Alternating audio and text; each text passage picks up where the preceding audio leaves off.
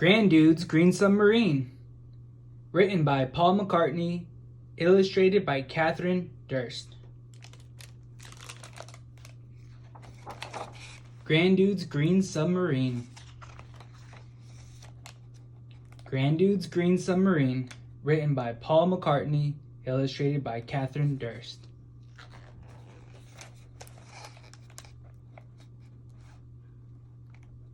It was a boiling hot summer's day. "Too hot," said Tom, and the other chillers, Lucy, Em, and Bob, all agreed. Grandude peeped out from his garden shed. "Too hot for you, is it? Come inside."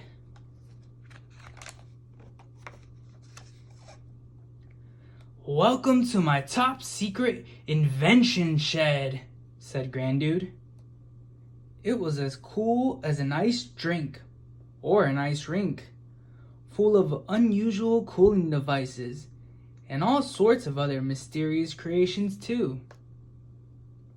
As the chillers explored, Lucy spotted a picture of Nandude, their adventurous grandmother. Grandude's eyes sparkled. "I think she loves adventures even more than I do." "When will we see her again?" asked Bob.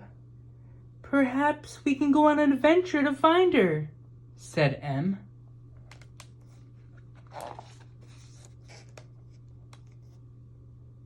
"Great minds think alike," said Grandude, "and I have a plan.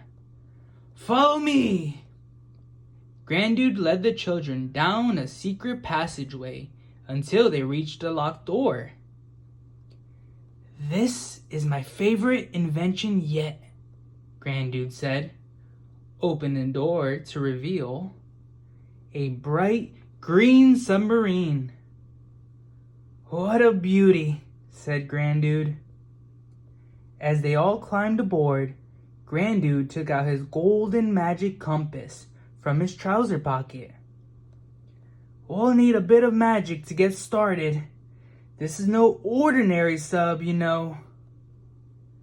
"Magic needle spinning round, lift this green sub off the ground."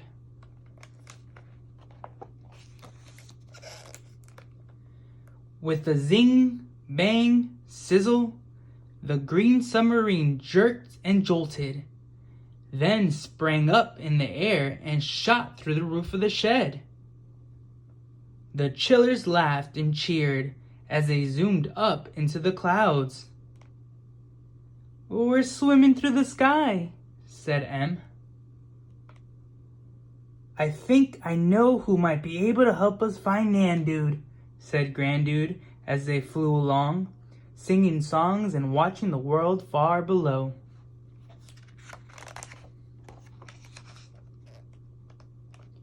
"We're nearly there, chillers!" cried Grandude as the submarine flew down through heavy rain-filled clouds. "Hold on tight!" They went whirling and bumping and spiraling down, down, down, landing at the edge of a little village. "Hey, Grandude!" shouted a man on a big white stallion, smiling and waving furiously. We're just where we need to be," said Grandude. "Meet my friend Ravi."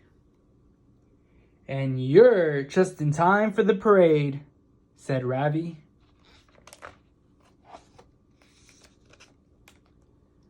Ravi took Grandude and the chillers to a shady terrace.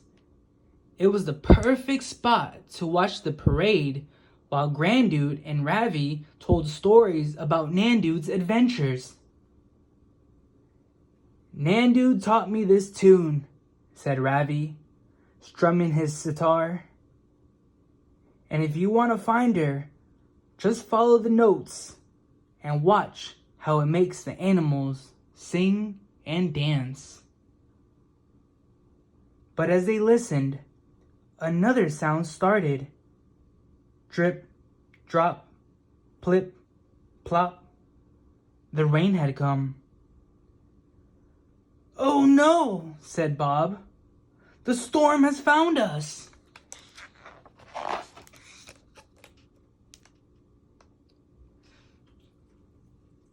We won't be able to fly through a monsoon, said Tom as the rain poured down. Don't worry, said Grandude. We don't need to fly. Quick, chillers, catch the sub. The green submarine was floating away on the rising rainwater. They all hopped aboard the submarine just in time. Ravi waved goodbye as the current sent them swooshing down the river.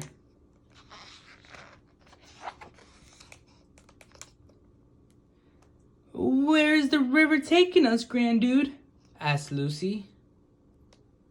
I have a notion. We're heading for the ocean, said Grandude. As the river rushed them through a lush jungle, they heard a familiar tune. The animals on the riverside were all singing snatches of Nandude's song. They passed tigers and toucans, and birds and baboons, leopards and lemurs, warthogs and bullfrogs. If we follow the music, we're sure to find her, said Bob. The river widened and they reached its mouth. And then the green submarine began to dive down deep, deep, deep into the shimmering blue ocean. Deeper and deeper they went, cruising past the most spectacular sea life. Grandude happily pointed out dolphins, sharks, and whales, who all seemed excited to see him. But all of a sudden, there was a jolt, and everything went dark. They were caught in the tentacles of a giant octopus, spraying clouds of jet black ink. It was so dark that Grandude couldn't find his magic compass, and even when he was getting a little bit worried, "What's that sound?" asked Bob nervously. That's the tune we heard before, Nandude's music, and it's getting louder, said Grandude.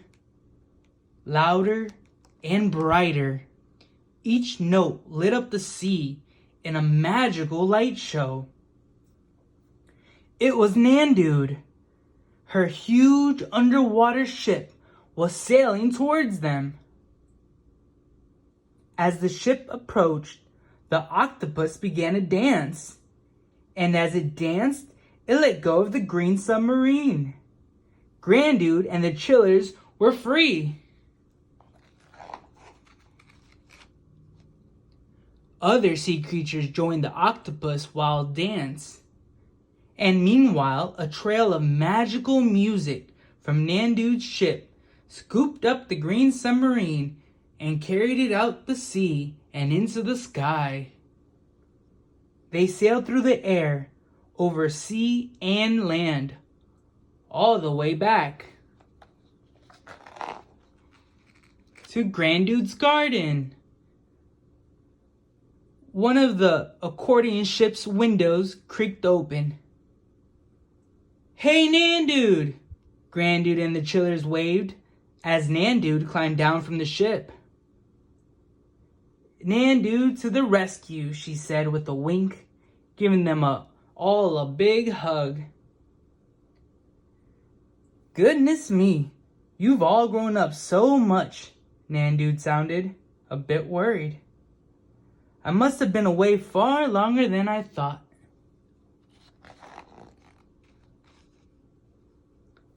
After all that, I think it's time for some tea and biscuits, said Grandude. As they got cozy in the living room, Nandude told them all about her adventures. And then it was time for bed. Nandude played lullabies on her accordion while the chillers snuggled down. Maybe we can go on an adventure with you, Nandude, Tom said with a yawn. Yes, maybe we can do that someday, she whispered. That would be fun. Now, off to sleep you go.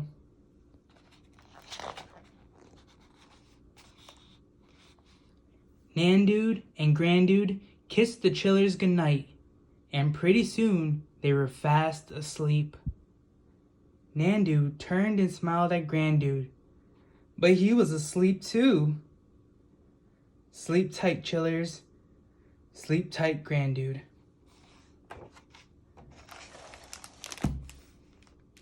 The end.